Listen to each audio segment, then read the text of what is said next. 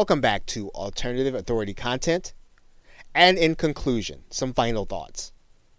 Creating authority content does not mean you have to be writing a blog. And of course, that was what this course was really all about showing you.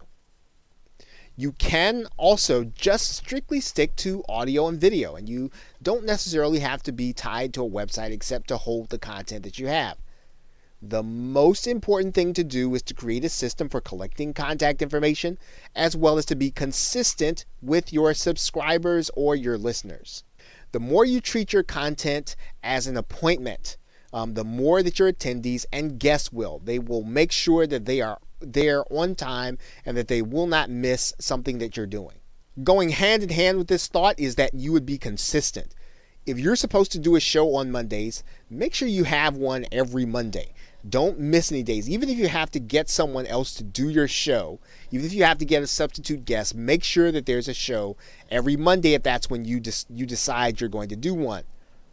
And again, having a website is optional, but it is the only way for you to own your content and to have a place, home base, to collect names and email addresses. Collecting names and email addresses is the key to being able to turn those subscribers, those listeners, those viewers into prospects and buyers. So with that, thanks, and I will see you in another video, or I will see you in another course.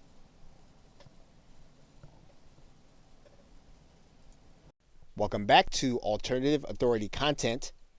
And in this video, we are going to be talking about how you can reach experts in order to interview and make them part of your content. Now, there are several sites and resources that you can use in order to reach authoritative interviewees that will help you to create that authoritative content.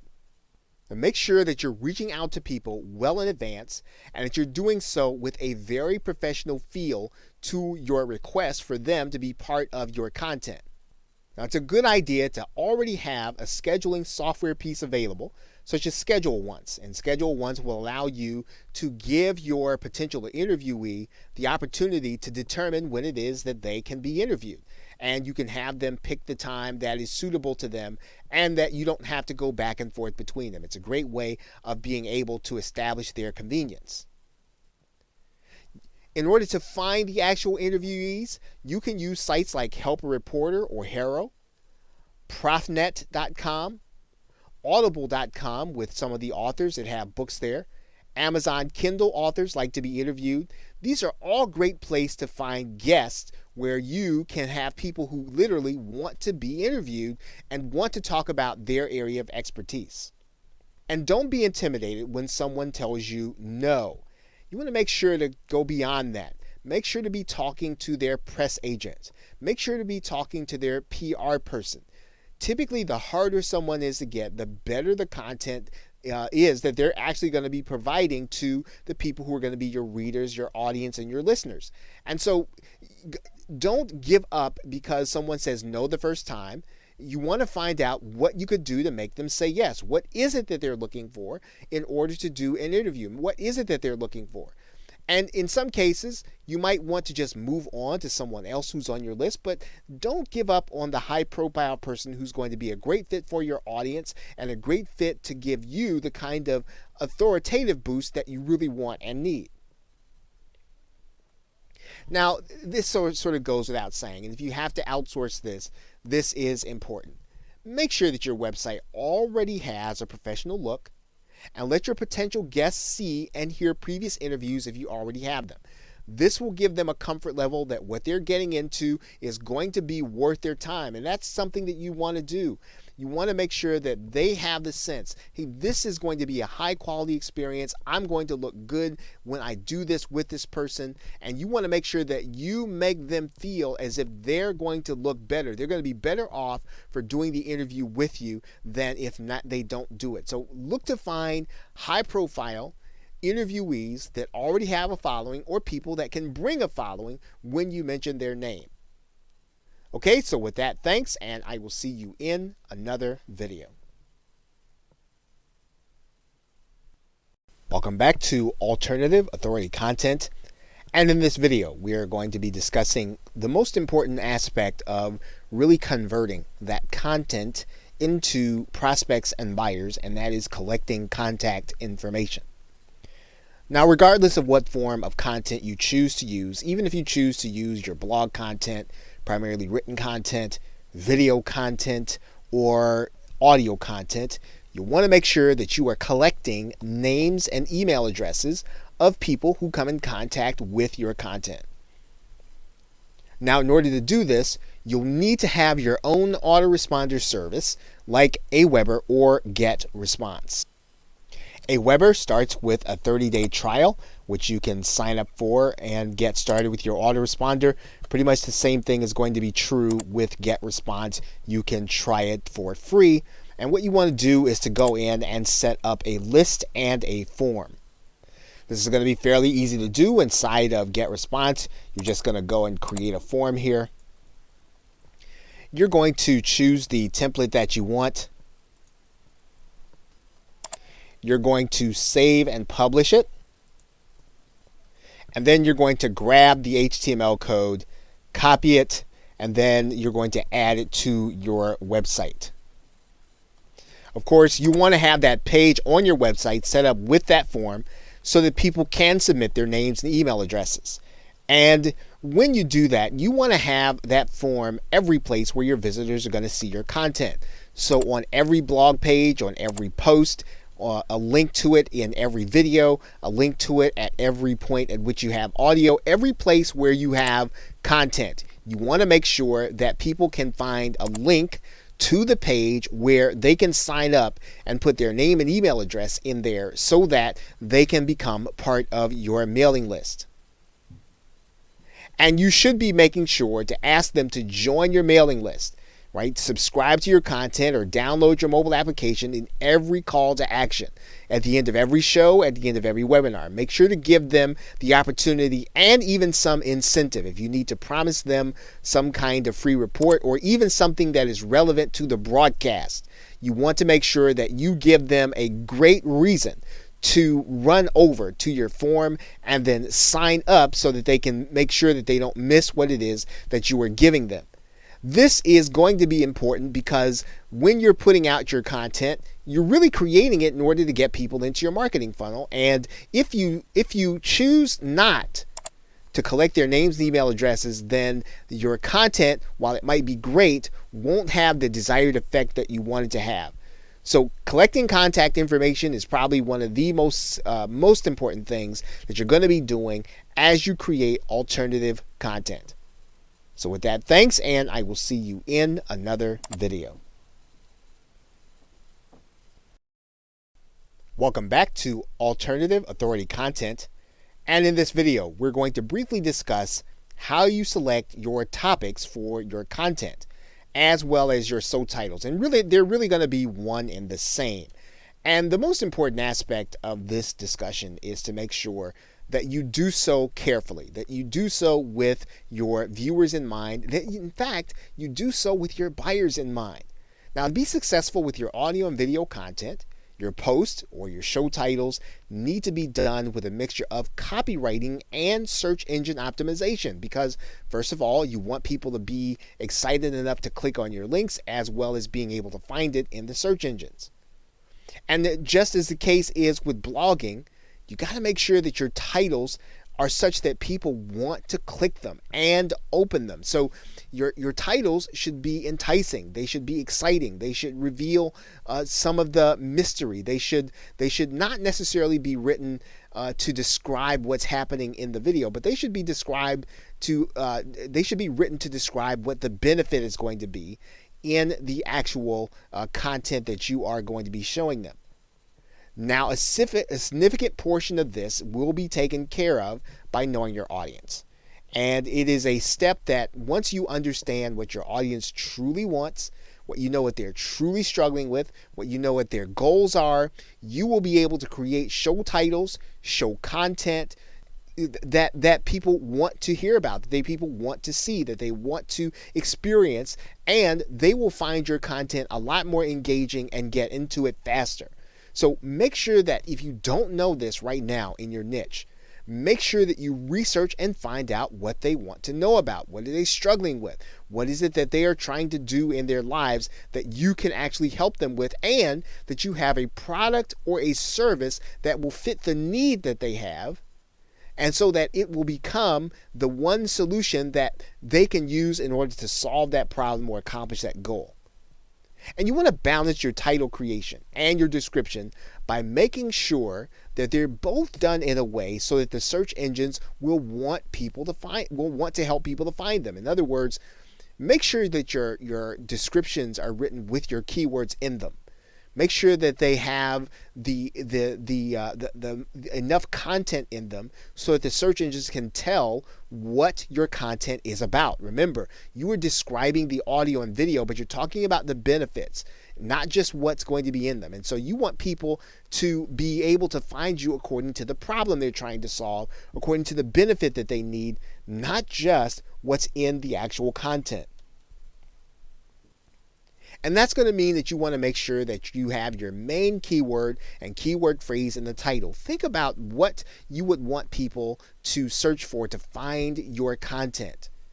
And what kinds of keywords are the people who will buy your product? What kinds of keywords are they using to search for things? Those are the things that you want to create your content about. You want to create your content about the things that people who have the concerns that your customers and prospects have, that they can have them answered by your content. Those keywords, tags, and descriptions are going to be important because that is what you will want your buyer to use in order to find you. So those keywords, make sure that you do extensive research on them, make sure that they lead to the buyers and prospects that you want, and then make sure that they are in your titles, descriptions, your tags, and everything else that you can use to indicate what your video is about. Okay, so with that, thanks, and I will see you in another video. Welcome back to Alternative Authority Content, and in this video, we are going to discuss creating information products as your authority content.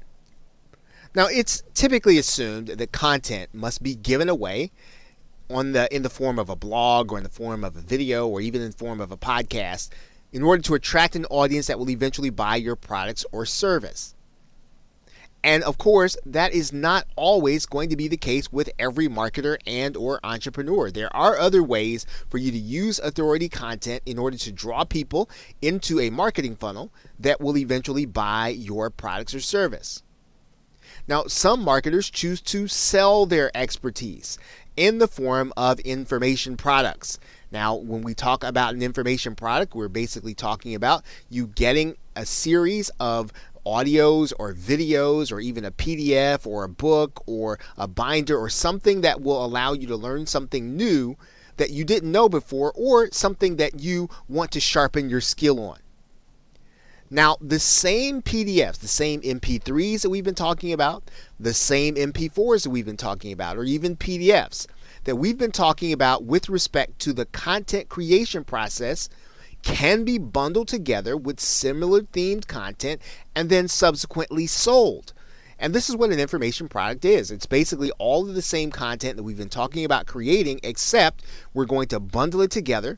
We're going to make sure it's relevant according to a theme, and then we're going to sell it to the people who are actually looking for the information. And there are sites like udemy.com and Skillshare that allow people to post this content and then sell it. Udemy is a place where anyone can actually take a course on anything that there is an instructor that has posted a course on here. And of course, not only can you learn, you can actually teach. So anything that you have a skill in or you like to teach, particularly in your area of expertise, you can literally place that information in the form of a course and have it available to people on Udemy in order to buy, and you can actually be paid in order to sell it. There are sites that are similar to Udemy, like Skillshare, that has the same kind of feel, same kind of arrangement that allow you to take your content, place it on the site, and allow other people who are in need of that content in order to buy it. Now, what's most important about this process is that you are establishing that a person is willing to pay for content and that they're interested in your subject matter. So that means that if you can put together content that people are going to be interested in, and you've determined and you've established that they are willing to pay, well, then you will then know that this is not going to be someone who's just interested in kicking the tires or just wasting your time as a prospect. They're actually willing to spend real money in order to either accomplish a goal or solve a problem, and they're likely going to be willing to at least evaluate whether or not your product or service is going to fit their needs.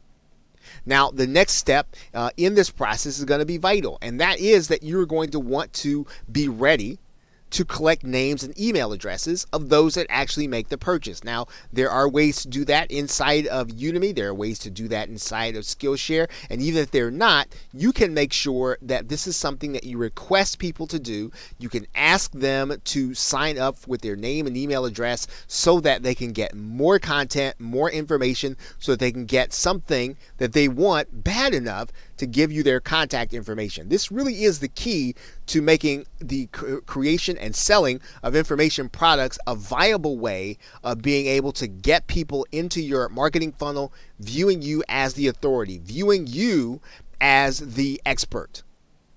Okay, so with that, thanks, and I will see you in another video.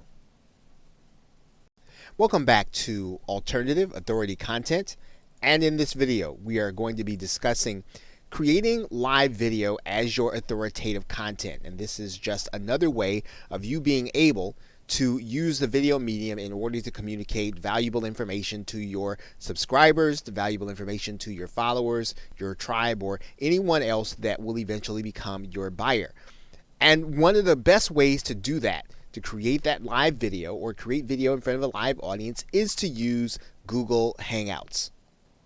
Using Google Hangouts on air, you will be able to broadcast your information using Google. All that you'll really need is your webcam, and you'll need the audio equipment that we talked about before. And then you will literally be able to broadcast, share your screen, to be able to speak, to be able to communicate. Anything that you can do in a live presentation, you'll be able to do on Google Hangouts. And it's a great way to be able to create, again, authoritative content, to position yourself as an expert, and to be spontaneous in the moment as you know your content extremely well. Now, in using Google's system, you can either use the webcam, as we talked about, or you can also use a related system to Google Hangouts inside of YouTube called Wirecast. This will involve being inside of YouTube using their live streaming application that, again, relies on a program or software piece called Wirecast. You'll literally be using your camera, and you can record with multiple people in multiple places. It's a very handy application when you want to create live video in a different way, again, that will make it easy for your buyer or your prospect to know the content well enough for them to make a purchase. And whether you use Google Hangouts or whether you use Wirecast, it's a great way to get people to see your content. And especially when you book an expert guest, this is a way for you to be able to display the activity of your guest as well as yourself, and you'll be able to literally display your interaction with each other. And this is a powerful way, once again, to be able to prove your expert status. Now, what's important when you use Google Hangouts is to make sure that you understand the logistics of the dashboard or the Google Hangout Studio ahead of time. Now, it's obviously beyond the scope of this course to be able to give you an extended tutorial on the inside of the Google Hangouts dashboard, but you will want to make sure that you familiarize yourself with it before you go live and before you start recording with a live guest, or before you start recording before a live audience. So make sure that you are exercised, make sure that you are well versed in the way to use the dashboard. Okay, so with that, thanks, and I will see you in another video. Welcome back to Alternative Authority Content. And in this video, we are going to be talking about a certain kind of authoritative video, creating screencast video content.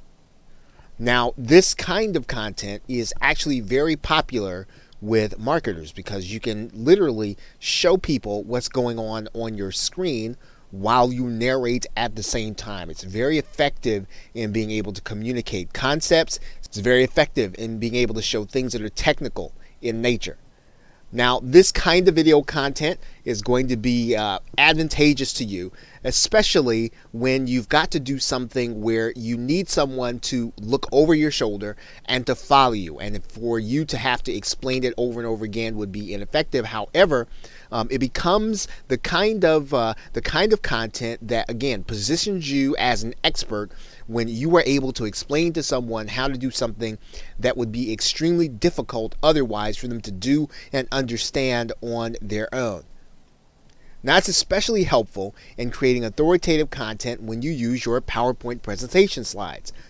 As a matter of fact, the video that you're watching right now is created with PowerPoint presentation slides. It's also a screencast video. So as you can see, it's a powerful concept for you to be able to literally dictate to the viewer what they can accomplish by watching what it is that you do. Now, in some cases, you can choose to do a screen share video while appearing in it at the same time. And just so that you'll get an idea of what this looks like, let's take a look. And as you can see, it's a very popular thing for video creators to be able to do, to be able to appear in their actual video. Now, of course, to be able to do a screen share video, you will need some kind of software that does accomplish this. And we suggest that you take a look at Camtasia Studio, which was mentioned earlier, as well as ScreenFlow for Mac. Now, there are other substitute screen share programs. However, these two are the gold standard, and they allow you to both edit as well as create, and they also give you the option of being able to create audio at the same time. Now, whether or not you're talking about Camtasia for the PC, you are talking about a pretty stiff price tag, as you can see here. You're also talking about pretty much the same thing when you're looking at ScreenFlow for the Mac, depending on what your budget is. Now, there are some substitutes that you can use until you're able to get these programs. There is the program Screencast-O-Matic that's available, as well as another one which is called Cam Studio. And once again, you probably ought to consider these as substitutes until you can afford to get either Camtasia or ScreenFlow, depending on which system that you are using. Now, one thing to be aware of is that some marketers are actually using Google Hangouts to record their screen sharing videos. And now, when you do that, though, what you need to be aware of is that there is a second step. You are going to need to download that video from YouTube, and then you'll need to edit it either in YouTube or in some other program. But the screen sharing function is available inside of Google Hangouts. And as you can see, it's a very popular function to be used inside of Google Hangouts in many cases, and many marketers are actually using it, as well as many video creators who use Google Hangouts in order to create their videos.